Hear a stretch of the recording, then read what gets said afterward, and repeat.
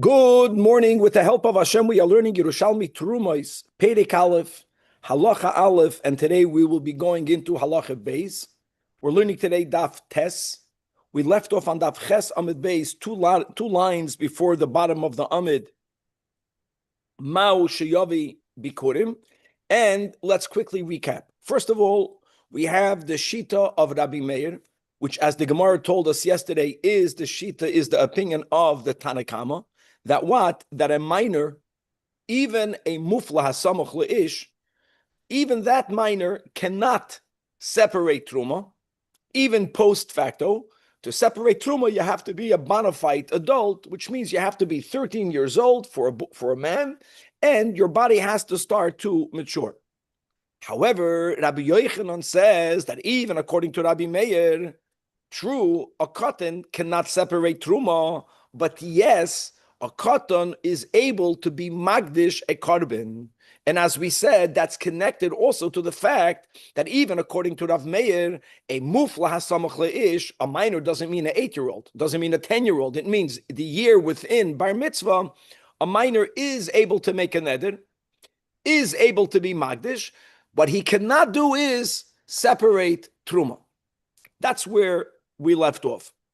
Now, we're going to start having various inquiries about what will be the din when we're going to have a certain halacha that has both components in it. What happens if there's something that has a truma component and a carbon component? You get the problem? So could the minor do it? Mitzad the truma, he can't.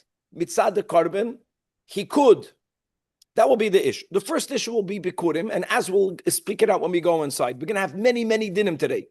We will see that really it's a machlokes tanoim, whether bikurim is like truma or whether bikurim is more like a carbon. And according to that machlokes, that will be the solution of whether the mufla hasamach leish minor Leshitas Rabbi Meir, Leshitas Rabbi Yochanan, whether he's able to offer bikurim or not able. Just to clarify, no one is saying that a cotton, even a mufla hasamach leish, it should be chayiv to bring bikurim. So if he owns land, however he owns land, he inherited land, he's not chayiv to bring bikurim. The question is whether he's able to bring bikurim. The next topic will be carbon chagiga. Now we'll see actually that when it comes to the chagiga discussion, that's not related to Rabbi Yochanan and Rav Meir. We learned yesterday that even according, to the opinion that we're saying that a cotton, a mufla, is able to be magdish, a carbon, that's only a voluntary carbon. Remember that? An oila, a shlamim. Chagiga, as we'll go over the details when we get to the Gemara inside, chagiga is the carbon that aside of what we spoke out just 2 days ago, that aside of the mitzvah of appearing in the Beis HaMikdash 3 times a year for the 3 Yomim Tovim, you also have to come with a carbon oila. In addition to the carbon oila, you have to come with a carbon chagiga. Now, a carbon chagiga is really a certain type of shlamim, but you're chayiv to come with a carbon chagiga. But a shlamim is a voluntary carbon. So again, this is a carbon that has 2 components to it. There is a voluntary part, there is an obligatory part, and that will already put the question of whether the cotton is able or not able to be magdash chagiga. By the way, the same thing is with a carbon pesach. A carbon pesach is really a type of a shlamim. However, a pesach has more dissimilarities with a shlamim more than the chagiga. The pesach is different than the shlamim. This is unique to the pesach, not to the chagiga. That a pesach only has 1 blood application. Shlamim has 2. Shlamim comes with nisachim. A pesach does not come with nisachim.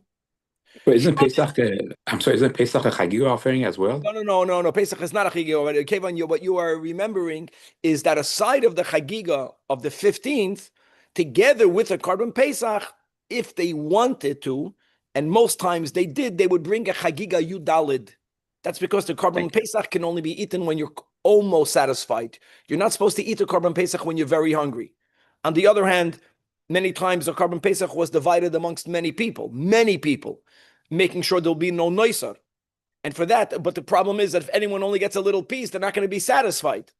So therefore, they ate first a chagiga. Anyways, that's that whole topic. And a Pesach has a very small amount of time in which it may be eaten. A shlamim is allowed to be eaten for 2 days and 1 night. Okay, coming back. The next topic will be Meiser Behema. Think about it. Meiser Behema is a carbon. But what is it called? It's called Meiser. Right? It's tithing. So again, coming back to Rabbi Yochanan, Beshitas Rabbi Meir, could a minor separate Meiser Behema, a carbon, or may a minor not be able to separate the Trumas Meiser? Why? Because it's Meiser. And from there, we're going to go to the dinim of Temura. And we're going to see how there's a special linkage between Temura and Meiser Behema. And finally, before we begin Halacha Beis, even though everything we said is accurate, the Gemara is going to bring up the question of whether this ability of a cotton to consecrate a carbon, is it an ability midai rais or only midrabanan? And even though it's a machlokes amirayim, but Rabbi Yochanan is the one that holds that he is able to do it midai rais. And just to share a little bit of back and forth that went on after the class yesterday, we made it very clear that even if a mufla is able to be magdish a carbon, but he cannot affect kiddushin vis-a-vis marriage. So the question was, punkt yesterday, Bahashgacha Pratas was the yard site of Rabbi Hillel Paritcher, one of the greatest Hasidim we ever had. We also considered him to be a half a Rebbe. I'm using a word of the Rebbe, the Tzemach Tzedek. And someone brought up, and it's known that they called him the Chol HaMoyed. Why did they call Rabbi Hillel Paritcher the Chol HaMoyed? Because on Chol HaMoyed, you daven with talis without tefillin. In Lubavitch, we only wear talis when you get married. Rabbi Hillel Paritcher got married when he was before Bar Mitzvah, before the time of him putting on tefillin, so he would wear a talis without tefillin. So the question is, how was he able to affect marriage? And by the way, just for the record, that's a sugi and Yevamis, the Gemara speaks about the inability of a minor to be magdish a woman. So anyways, I reached out to Rabbi Leib Shapiro, to my Rosh Yeshiva, and he told me that's a great question. He told me he always had that question, and he asked many people, and he doesn't know the answer. I'm just sharing the problem with the oil. Okay, anyways, we're going to, final word of introduction will be Halacha Beis. Every piece of today is a world. We're going to chazer many dinim, and Halacha Beis will be Gan Eden. Halacha Beis is going to establish the following. Guys, remember this, even though we're going to repeat this when we get there, God willing, that you cannot separate Truma from a product, from produce that's not yet fully processed. And that inability, listen to these words. So let me just use an example. Olives that are being harvested not to be eaten, but for them to become oil. When they are still olives, they're not processed. They're not a finished product. There is no gemar melacha. You cannot separate maisris, not for itself, nor from it for a processed, for something that's already completely finished, nor are you able to separate from produce that is already fully processed for something that's not fully processed. Now, whether that's only a din of lachatchila, whether that's even a din of b'di'evet, whether biblically b'di'evet it will be good, as we will see, but at times midrabanan there is a penalty that even b'di'evet it will not be effective. This is really opening up the subsequent sugyas that God willing will begin today, and we're going to go into Daf Yud and Daf Yud Aleph and Daf Yud Beis and Daf Yud Gimel in the many dafim that are coming ahead of us. This is going to be today's daf. Without any further ado, Chevra, Daf Chesam Yud Beis. So, Kalev, remember, according to Rabbi Meir, that's clear. Rabbi Meir says a cotton cannot separate truma, even if he's mufla. Remember, mufla means a minor that's within the year of his bar mitzvah. Nevertheless, says Rabbi Yochanan, what does Rav Meir say he cannot do? He cannot separate truma. But a cotton is able to consecrate a carbon. That means he could be magdish. And by the way, that also means that he's able to make a neder. The words mufla hasamach leish is actually used. Where is this used? Where is what I call the ground zero? By the laws of vows. that a mufla samach leish who understands the significance of making a vow is able to affect a neder. Okay, so now, like we mentioned in the words of introduction, let's go to the case of bikurim. Mao shiyavi bikurim. Frekti Gemara, is a minor, this minor that's within the year of his bar mitzvah, is he able to bring bikurim from his own field? And Rabbi Nesanel, one thing is clear: we're not saying that he's obligated. A minor is not obligated in any mitzvah. What we are asking is not as obligation. If he has a field, and is he able to separate? Now, what is this contingent on? Is bikurim like truma? Is bikurim like a carbon? And really, the Gemara says that's really subject to a machloikas tanoim. Well, I'm going to speak about that's not a neder. It's either a carbon or truma. And look inside the Maraful, the 6 lines before the bottom of the Amar. We're going to read that first because he quotes for us the entirety of the Mishnah in Mesachtas Bikurim. Rabbi Yehuda. To who Amar Hukshu Bikurim Lekache Gvul. Now let's get used to the words Kache Gvul. Kache Gvul means Truma. What does Kache mean, guys? Normally, Kachim is a word that's used when you consecrate something for the holy temple. The word Gvul means a boundary. But Gvul here means something that doesn't have to be brought only in the holy temple. It may be given anywhere within the boundary of the Holy Land. Guys, no karbanos are allowed to go throughout the whole land of Eretz Yisrael.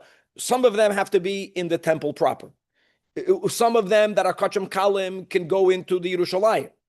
But no karbanos can ever leave Yerushalayim HaKodesh. Kache Gevul is just another word for Truma. So let's go. But Pei Gimel Bikurim, Plige Rabbi Yehuda v'Rabbanan. Rabbi Yehuda says, guys, who do you give Bikurim to? So machlokes. What's the machlokes? Either you, the owner, you get to choose to which coin to give it to. That will make it similar to Truma. Good. By the way, you're not wrong when you say Meiser. Many times the word Meiser goes on everything. But we're going to just use the word Truma. Because I get to choose to which coin to give my Meiseres to. But when it comes to karbanos, many karbanos were also divided amongst the kohanim. I don't get to choose which coin gets to eat it. You know how it worked? There was a rotation system. It's called the mishmaros. There were groups. Every group was divided into 6 batei av. Every one of them served one day of the week. And whoever's day it was, they were the ones that would take a part of the karbanos that were brought that day. And that's the machlokes. Rabbi Yehuda says that the owner gets to choose to what kohen who's observant he should give it to. Derech tzedakah gemilas chasadim. The chachamim are the ones that say that you don't get to choose who you give it to. You leave it on the floor near the mizbeach after you do everything that has to be done and after you say everything that has to be said. And then the yachleku beineim kekachem is migdash. And then who takes it? Like any other carbon. You got it? So gavaldik. So could a minor, according to Rabbi Yechanan and according to Rav Meir, could a minor bring bikurim? Let's read it in the Gemara. If you're going to follow Rabbi Yehuda, do Amar. Yerushalmi expressions. Hukshu lekache gvul truma. If it's compared to truma, what does Rav Meir say explicitly? That even a mufla cannot separate truma. So therefore, einoi mevi fits daf tes on the top. But according to the Rabbanan, do Amrin that day say in the plural that Hukshul Lekache Migdash, the fact that it's like a carbon, meaning you do not get to choose to whom to give it to, beautiful. Then the rule will be that if a mufla hasamach leish, the minor, wants to bring bikurim, yes, maybe. And what he did is effective. It's imbued with the kedusha of bikurim, which, by the way, is a big thing because bikurim are like truma. They have the same kedusha of truma. Oh, wait, can a minor own property without supervision? And doesn't the supervisor make decisions on it? Okay, so Kevin is asking very good questions, but we're not going to dive into that. He's observing that generally minors have guardians, have an apotropos, and the apotropos has to get involved. And we're speaking here, Kevin, that the minor. Okay, he's asking. I got stumped. Does the minor need permission from the apotropos to separate bikurim? I don't know the answer. I would say yes. If he's able to bring it, it's a mitzvah. He's not obligated. You know what that question is? Very good. Can a minor give tzedakah? Tachlis. A person is a minor. They yarshin the big estate. There is an overseer. There is an apetrupas. Are they able to give tzedakah? I think that's I think the answer is yes. On the other hand, if the guardian, if the custodian sees that the minor is giving tzedakah beyond whatever that limit is, I don't know what will happen over there. And how do you define that? That's a great question. Okay, quickly, let's go.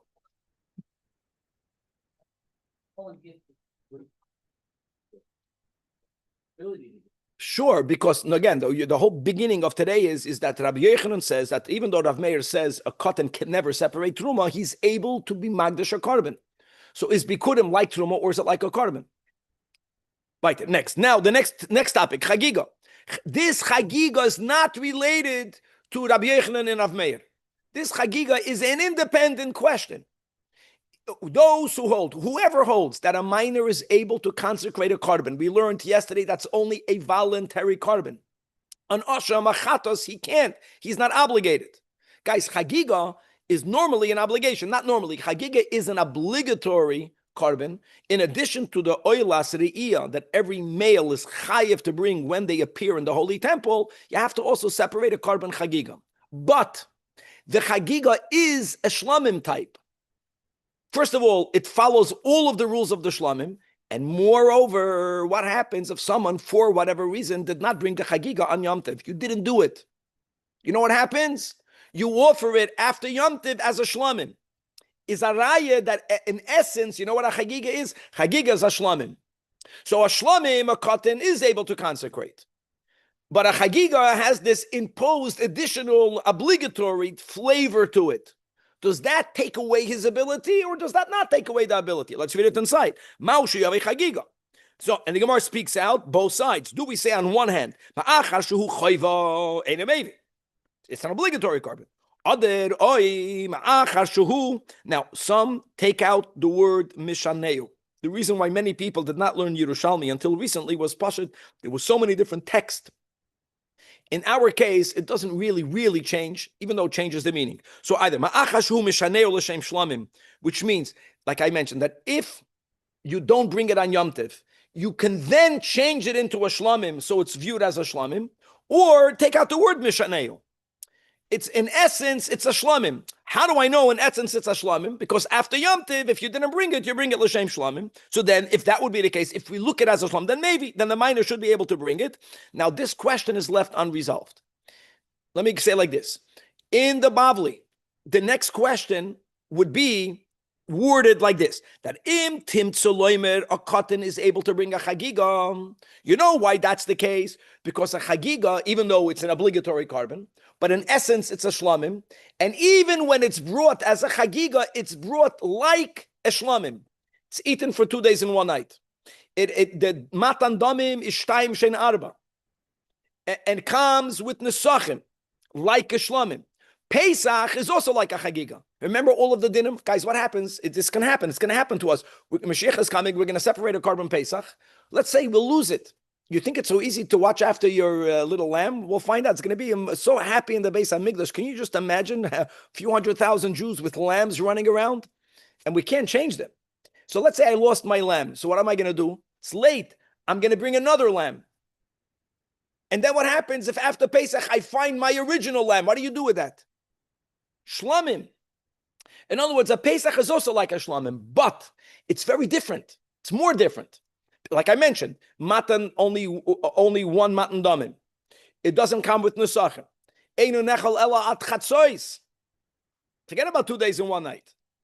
So, in other words, if you're going to say that a cotton can bring a chagiga, I'll tell you maybe that's because the chagiga is very similar to the shlamim, even when it's brought as a chagiga. But now, next, Ma'alavi Pesach, here again, do we say ma'achashu choiva lo yavi, or since the Amar of Shmuel ben Lakish, in the name of Rabbi Yudan Nesiya. Who's Rabbi Yudan Nesiya? Who's Rabbi Yehuda Hanasi? So I want you to know like this, that there's Rabbi Yehuda Hanasi, the redactor of the Mishnah. And then in Bavel, we had Rabbi Yehuda Nisiyah. There was also the head of the Jewish community in Babylonia that was also called Rabbi Yehuda. So in the Bavli, I know Hanasi or Nisiyah, depends how it's written. I don't know who this is. I don't know if this is Rabbi Yehuda Nasi, Rabbeinu HaKadosh, or if it's the leader. Anyways, that what? Maybe Adam Pesach Mashali Moisashana. Like I mentioned, if you lost your animal, you lost it, and now you refound it, you can bring it as long as you bring it l'shem shlamim. So, in other words, in essence, it's a shlamim. If that would be the case, maybe the miner is able to bring the Pesach. Where do we find a miner bringing a korban Pesach? So the Rambam, we learned the Rambam theoretically, hopefully in actuality also. The Rambam paskins, right, that a cotton, what happens if someone becomes bar mitzvah between the first Pesach and the second Pesach? Puts it together. Or if someone converts between the first Pesach and the second Pesach, do they have to bring the second Pesach?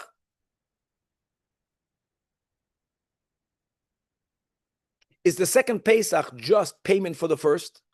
And if you were not obligated by the first, you'll never have to bring the second?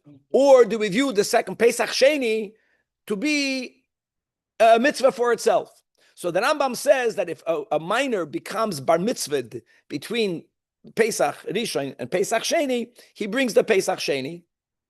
But says the Rambam, if the father counted the minor in the Pesach Rishon, he doesn't have to bring the Pesach Sheni.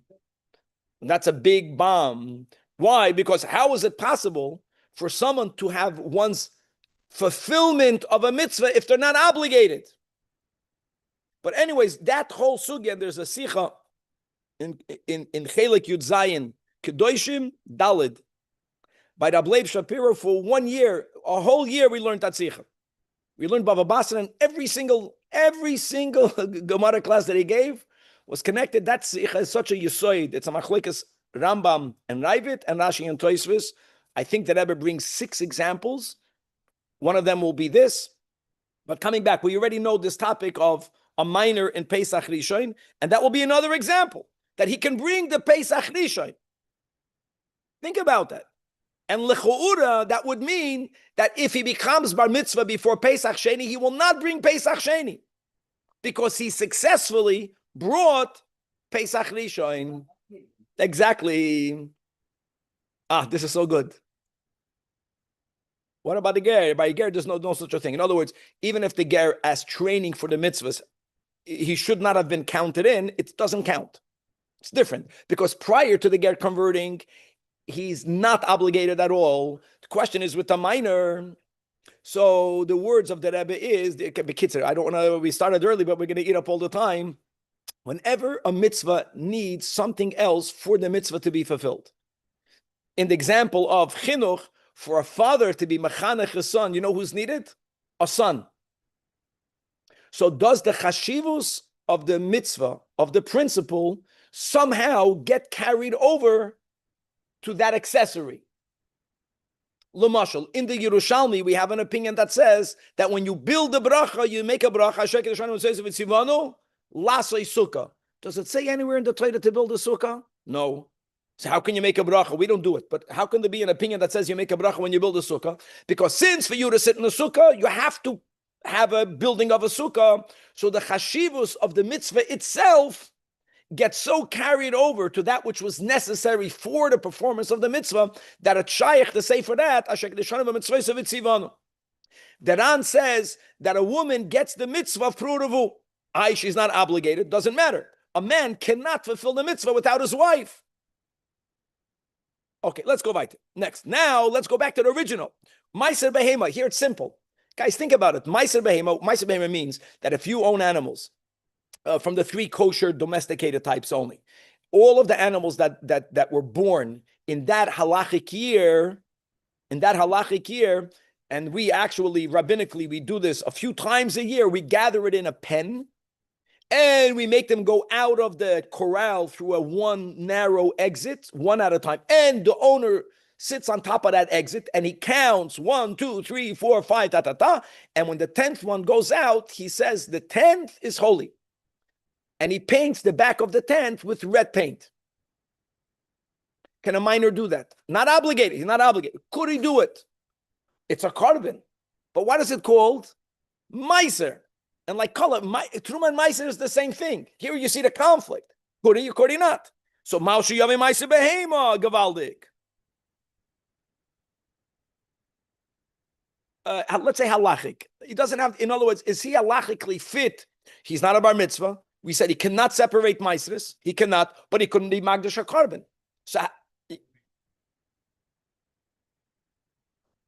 it's not about trust. We trust him to count. It's about, could he affect the consecration? He cannot affect the consecration of truma. He could affect the consecration of a carbon. What do you do with this? It's both. Beautiful, right? Now, says the Gemara, the in, you have to get used to the expressions. The in Yizboir Rabbi Meir. And now we are quoting a pasuk that we have in Parshas Koirach. And look in the Torah Oir HaSholem to read the entirety of the pasuk. Kain Torimu, Gam Atem. This is God talking to the Levium that get Meiser Rishon, that they also have to separate Trumas Hashem. Mikoil Ma'asroi Seichem. Mikoil Masroi Seichem. The Torah could have written the word in Belashon Yachid. Mikol Meiser. Why does it say it in the plural? So the plural is hinting, according to Chazal, we are including not only the normal Meiser min ha-Meiser, which you give from the produce, but it's also alluding to Meiser behema. In other words, the Torah is juxtaposing. It's called, we're making a hekesh between normal Trumas Meiser and Meiser behema.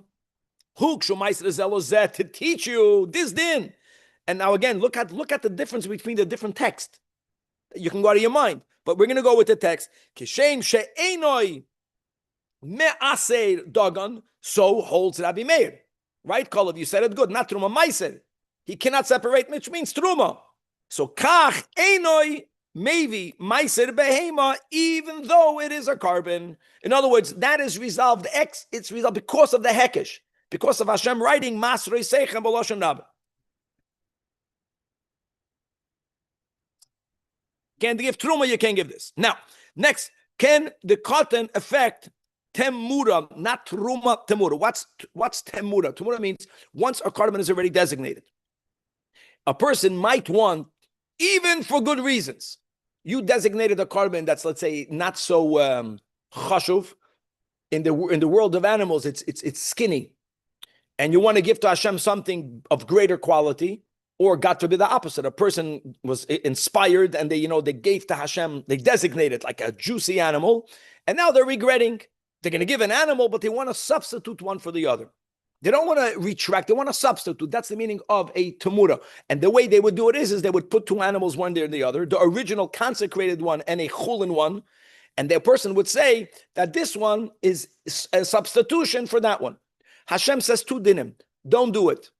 Number two, if you did it, it's partially effective. What does it mean partially effective? What you wanted to do is remove the Kedusha from the original and put it on the new one. You know what you accomplished? It remains on the original, and the other one also becomes a carbon. Okay, so now if a minor made a temura, by the way, you can't even say he can't do it because he's not obligated. Question is it effective? So on one hand, you can say it's part of the carbon. However, Zok the Gemara in Savar Rabbi Meir. Now that we established that Rav Meir holds Hukshu Kol Meiser Zelozem, we compared Meiser Behemoth to Meiser of grain. Let's go through the steps. Meiser of grain, Rav Meir says explicitly, a cotton cannot separate Meiser. The Koil Meiser Seichem teaches you that Meiser Behemoth is like Truma. He cannot do it. Now, when it comes, Kashem she'enoi mevi Meiser Dagon, we're just repeating what we learned. Kachem mevi Meiser Behemoth. Now we're going to learn something else. Kashem she'enoi mevi Meiser Behemoth. Kach eno oisa temura. Aha. You got it? He cannot temura and Meiser Behemoth go together. Why is that? In the portion of Bichul Koisai, where Hashem speaks about temura, it's amazing. God actually prohibits us to make a temura twice. Once, general, don't make a temura, and Hashem specifies, don't make a temura from Meiser Behemoth. The fact that the Hashem specifies the prohibition of temura, the example is, don't take a Meiser Behemoth animal and make a temura, don't substitute it for another animal. So that's another thing that he can do. Now, based on this so far, The only thing the minor cannot do is he cannot make a temura of Meiser Behema. However, if Rav Meir will go according to Rav Shimon, we're not learning this as a kasha the way the Marav Fulda learns it, but we're learning it the way that Asherilio is learning it, that the Gemara is making a statement that if, in addition, we're going to say that Rav Meir follows the sheet of Rav Shimon Bar Yochai, that Rav Shimon Amar Meiser Behema Limud Al Kol HaKochim LeTemura, the question is, why did God have to write the prohibition of Temura twice? Hashem could have just left it a general. Don't make Temura from any carbon. Or Hashem could have written the example only, don't make a temur of Meiser Behema, and there's a general rule that when God teaches something and he uses one example, we learn from that one example for everything else. Why did Hashem have to write it twice? And for that, we have Rav Shimon. Now, before we read the Gemara inside, the Gemara doesn't quote it. For us to know what Rav Shimon Bar Yochai says, look inside the Rashirilio. The left column, 4 lines from the top, that Rav Shimon Amar Meiser Behema Limoid Al Kol HaKochim LeTemura, he learns 2 lemudim. The Tran, the Perek Al Kol Mamirim, this is Bavli Temura Daf Yud Gimel. Amar Rabbi Shimon, this is the Tana Rav Shimon Bar Yochai. V'haloi Meiser Behema B'chlal Hoya. God already says don't make. God said don't make Temura at all. Meiser Behema is a carbon. We would have known not to do it. So V'lama Yotzer Loimer. Why did God specify also don't make a temur of Meiser Behema? And for that, Rabbi Shimon answers, Ma Meiser, Carbon Yachid, you know what type of temura you may not make only from a individual's carbon. Yotzu Carbon is Sibur, that there you don't have that, it won't be effective. The rule that if you made a declaration, the original is holy and the other one is holy, that's only if it belongs to an individual. If a declaration of Temura was done on a communal carbon, it's ineffective. Another rule is in the other direction. In the other direction, Ma Meiser Behema, which is carbon Mizbeach, and that is where you cannot affect Temura. That is only regarding an animal that's going on the altar proper, and that's coming to exclude anything that was consecrated, not to go on the altar, but it was consecrated for its value to belong to the holy temple. If something, even if an animal was donated, not for the Mizbeach, but for Bedek Habayis, that is excluded from the Torah of Temura. Bottom line is, Rab Shimon says that both needed to be written because we learn one from the other. So if we learn one from the other, so now we're going to take it to the final step. So a cotton cannot do Meiser, which is Teruma. And Mikol Meiser Seicha means he cannot designate Meiser Behema.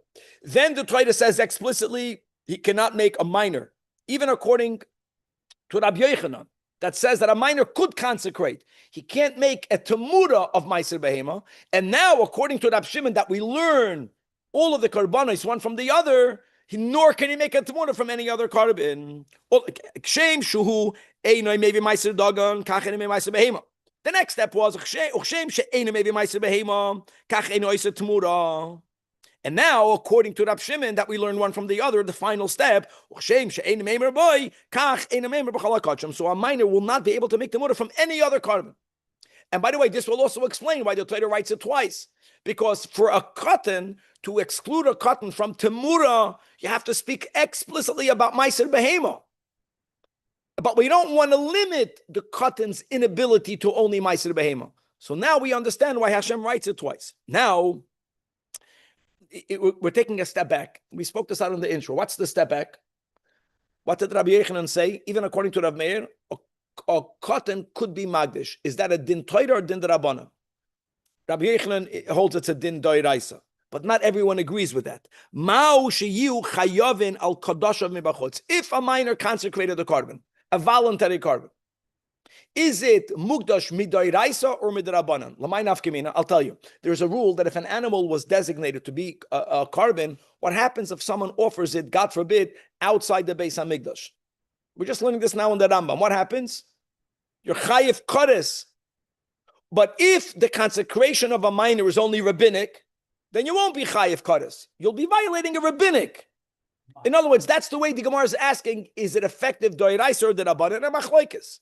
Kahana Amar Ein Chayavim Al Kodoshav Mibachutz, because Rav Kahana understands that even those who hold that a minor is able to consecrate, and by the way, let me go back to vows. We mentioned this 2 days ago already. That's only a rabbinic law, according to Rav Kahana. But Rabbi Yochanan and Mishra Malakish hold, no, that if a minor is able to, it's effective midoiraisa, and therefore Chayavim Al Kodoshav Mibachutz. Beautiful. Now, says the Gemara, how can Rav Kahana hold that his effectiveness is only rabbinic? Go back to our Mishnah. Don't forget, guys, karbanos and nedarim, putting them together. Now, let's the final question. What did we learn in our Mishnah? Frek the Gemara on top of Daf Tesamid Beis. V'hado de Kahana. How can Rav Kahana make that statement? It appears like he's arguing with the Tana in our Mishnah, Rabbi Yehuda. By the way, some are goyres here, Rabbi Yossi. In our Mishnah, what did we have at the end of the Mishnah? Rabbi Yehuda says that a minor can separate trumos even if he's not 12. That was a bomb opinion. Rabbi Yossi says, no, he has to be a mufla. For the Gemara to be challenging Rav Kahana from Rabbi Yehuda is a little bit problematic because when Rav Kahana and Rabbi Yochanan, the question whether the minor's consecration is biblical or rabbinic is certainly only if he is 12 years old. We are not even giving any ability for a minor under 12 to be Magdash Karbanos. So let's go with Rabbi Yossi. In the Mishnah, you see Rabbi Yossi is saying that a minor is able to separate Teruma. Now, what does that mean? When I have produce in Israel, it's Tevel, Midoiraisa. If the minor's ability is only rabbinic, it doesn't make sense because a rabbinic ability cannot exempt a biblical obligation. Rabbi Yehuda, Rabbi Yossi, poiter tivloi dvar Torah. And now you, Rav Kahana, are saying like this, v'teimar hachen, you're telling me that the ability of a minor to be magdash or karban, which comes together with vows, is only midrabanan. From our Mishnah, we see that the ability of a minor is biblical, because separating truma is from something that has a biblical obligation. Answers the Gemara, who told you that Rav Kahana holds that in the times of the second Beis Hamikdash, or I'll word it in a moment differently, but let's begin with that. Who told you that the obligation is to separate biblical? Maybe it's only rabbinic. And let's go back to what we learned in the previous Masechtas, especially in the Masechtas Shvis. When we entered the Holy Land under the conquest of Yeshua, the land was consecrated. And that is part in what gave us the obligation to tithe. It's not only because you are in the biblical boundaries of Israel. That's not enough. The obligation is because the Jews imbued the land with holiness. We follow those that say that Kedusha was removed when Nebuchadnezzar conquered the Holy Land and exiled us. Kedusha Rishayna Kitchelo Shaita V'loi Kitchelo Asad. Now Ezra re-entered the land.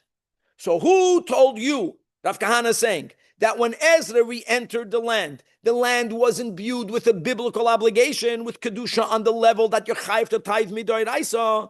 Maybe, Kamanda Amar Me'eleim Kiblu Aleim Asamaisres. Now, which means, maybe he holds that it's only a rabbinic obligation. So therefore, when Rabbi Yossi says in our Mishnah, or Rabbi Yehuda, a mufla, or Rabbi Yehuda says even under, yeah, could be that's only, the Mishnah is the times of the second Beis Hamikdash. I want to add another important detail. Most don't accept this explanation because we learned this in Masechta Shvis. We never learned yet an opinion that says that during the times of the Second Temple, the obligation of tithing was only rabbinic. But many people hold the following, that when Ezra resettled the land, that chazaka in itself would not have obligated the land to have a tithing done on a biblical level. Ezra chose to imbue it with that level of Kedusha, but he only did it as long as the temple is standing. That's one way of wording it. In other words, the Kedusha that Ezra put into the Holy Land was contingent on the Holy Temple. The Mishnah was compiled after the Beis Hamikdash was destroyed. After Churban Bayis Sheni, then tithing is only rabbinic. Let's go with that. That same answer. So since tithing is only rabbinic, that's why Rabbi Yossi says in the Mishnah that a minor, Rabbi Yehuda says in the Mishnah, can tithe, but not on a biblical level. Now, by the way, this is only explaining Rav Kahana. Rabbi Yochanan clearly doesn't say that. Rabbi Yochanan holds that even Rav Meir, even though you're going to follow the opinion that says that when it comes to trumos and maisris, a cotton cannot separate. Cotton is able midoi raisa to consecrate. A cotton is able midoi raisa when he's a mufla samach leish to make nedarim at kan the sugya of halacha aleph. And let's begin right away. It's getting late. Halacha base says the Holy Mishnah. We'll read it. We'll say what it doesn't mean, and then we'll say what it does mean. We're going to focus on two products: olives being turned into oil, grapes being turned into wine. Says the Mishnah, Ein toirmin zeisim ala shemen, nor v'lo yanovim ala yain. For people to know the following: you guys cannot separate trumas u'maisres from one product type for another product type. You cannot separate trumas u'maisres from a product that it belongs halachically to one year for the same product that grew in another year. Neither of these two is the topic of this Mishnah. The Mishnah is not disallowing you to separate trumas from olives for olives and oil, from grapes for the grapes and the wine. The issue is not because we are viewing olives and oil, grapes and wine as two different things. That's not the issue here. The issue here is that when olives are being grown to be turned into oil, when grapes are being harvested not for its own consumption, but for it to be turned into wine, then until when it's oil, until when it's wine, it's not a finished product. And the chiyuv of maisris, as we spoke out already in this Masechta, by grain, when does it begin? When are you chayiv to separate trumas u'maisris? So by grain, when you smooth the pile. So you harvest, you gather everything together. You have to separate the shaft from the kernels. However they did it, they used to thresh it, right? They had animals trampling on it, so it would break things down. Then they would put shovels in it, and they would winnow it. They would throw it into the air. When there's a little bit of wind, the little wind was strong enough to blow away the shaft that weighs less, but the kernels would fall back down. That's the way they got rid of the shaft. Then they would smooth the pile. Now that the pile is smooth, when you would sell grain, you would sell it now. The smoothing of the pile is called the mei ruach. Mem yud reish vav ches, mei ruach. So you're chayiv to separate from the mei ruach.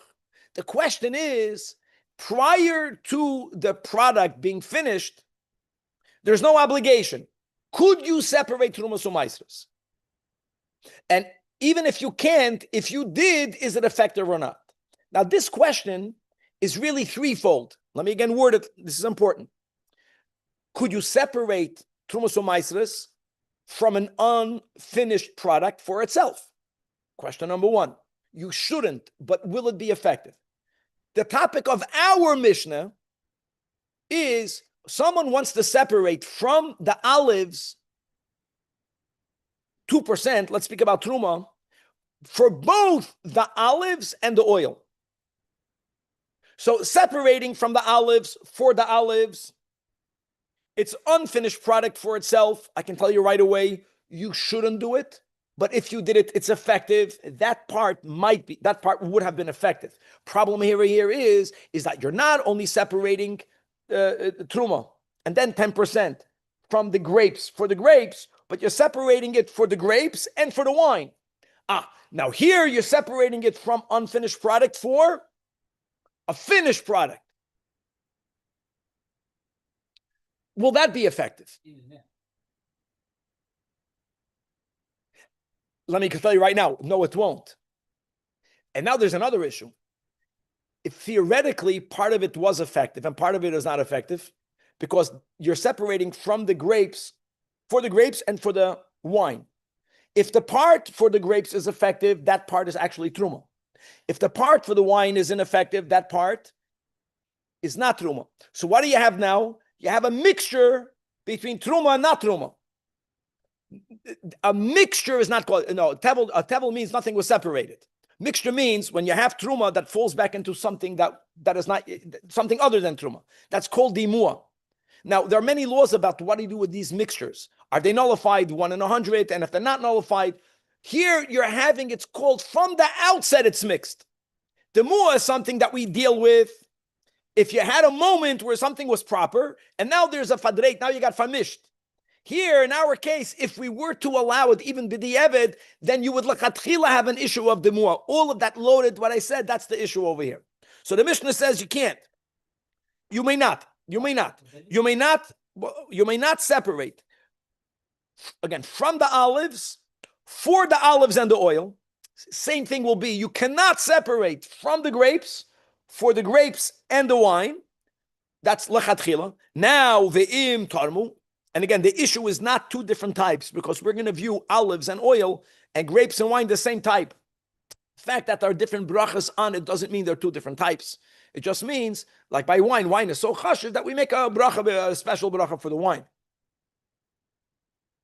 I just want to say on the side, if I harvest olives to eat the olives, then at some point the olives will be a product that is a finished product. If I'm harvesting grapes for consumption, I know every product has its own point, but it will reach Gemar Malacha. The issue of our Mishnah is we're speaking about olives that were harvested for oil, just for oil. Grapes that were harvested for wine, which means olives are never a finished product. And therefore, let's look and just to read a few words. The Maraful, the 7 lines from the tops. Ein tormen zeisen ala shemen. Mi sheyesh loy shemen shechayev lahafrish memenu truma. And he also has those olives that also were never tithed. Now, really, you know what the emes is? You know what the emes is? The ideal is you will never tithe the olives, because there's never, you will squeeze them all into oil and then separate it from the oil. This guy didn't do it that way. Some of it he made into oil. Some of it is still in a pile, pre-pressed. He has all of it. He says, you know what? Today I'm separating truma. And where am I taking it from? In our Mishnah. What happens if you took it from the oil? We're not talking about this right now. We're going to have all of the scenarios in the next sugis. Our Mishnah is you are separating it from the unfinished for itself, which is unfinished, and for the finished. And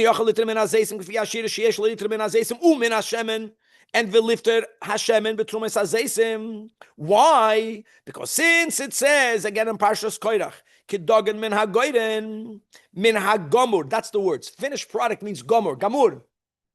You're finished. I know in English when you're finished doesn't sound like you're finished. That's a bad thing. It means you're completed. You're completed. When you get married, you're not finished. You're completed. Depends who you marry, but that's the general rule. You're completed. So that's called gomor. Min hagomor al hagomor v'loi. Listen, these are the words. V'loi mima she'einoi gomor. Mima she'einoi gomor chevres, the olives or the grapes on the gomor. Guys, remember, this is the issue. Einoi gomor al. You can't do it. Now it makes sense. What happens if you did it? Says the Mishnah, ve'im tarmu meshama yoimrim chevra halt kop. Trumas atzman bohen, which means that which you separated from the unfinished. For the unfinished is effective. The part of what you removed from the olives for the olives, chevra, is effective. But it's not so simple, because what he's implying is the part that you remove from the olives on the oil is not effective. B'chlal, not effective. What is that now called? Tevel. Now you have truma mixed in tevel. We're not going to go into all of the pratim over here, but that's a oi gewalt. Or you can say you have truma mixed in with chulin. However you want to look at it. There are many rules. When first of all, sometimes the truma is nullified. If the truma is not nullified, just on the kitchen, you have to have a ratio of 100-1.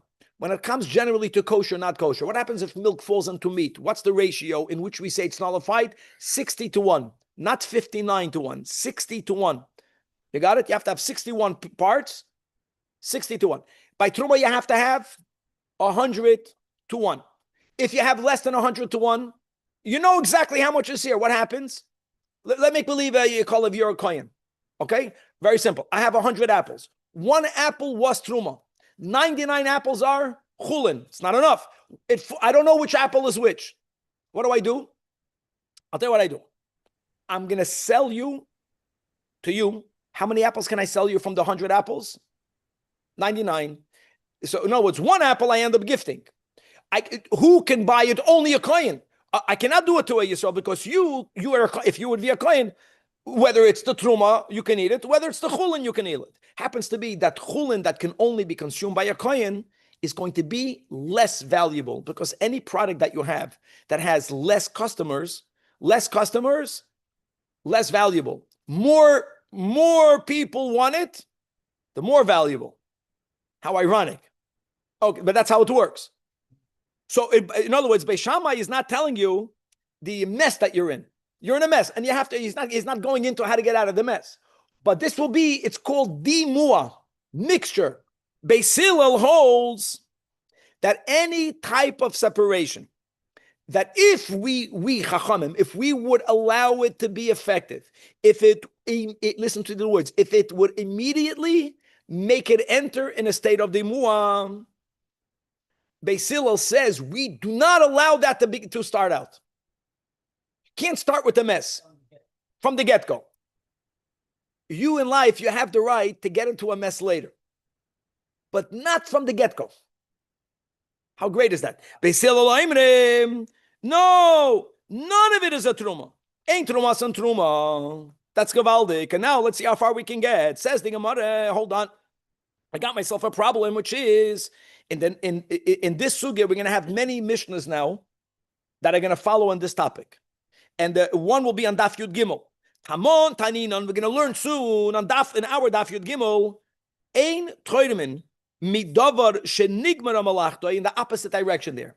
Listen, you cannot separate from something that is completed. Al davar shaloi nigmar malachto. Even though in the Yerushalmi they only quote this stanza, the Gemara's question is not from this stanza. But if you're going to look in the Mishnah Daf Yud Gimel, we don't have enough time. The Mishnah also writes about the opposite case. The Mishnah says that you cannot separate truma from something that is not yet completed. The Mishnah gives which is mamash our case. Our case is just an example for something that is completed. And then the Mishnah says, but if you did it, it is effective.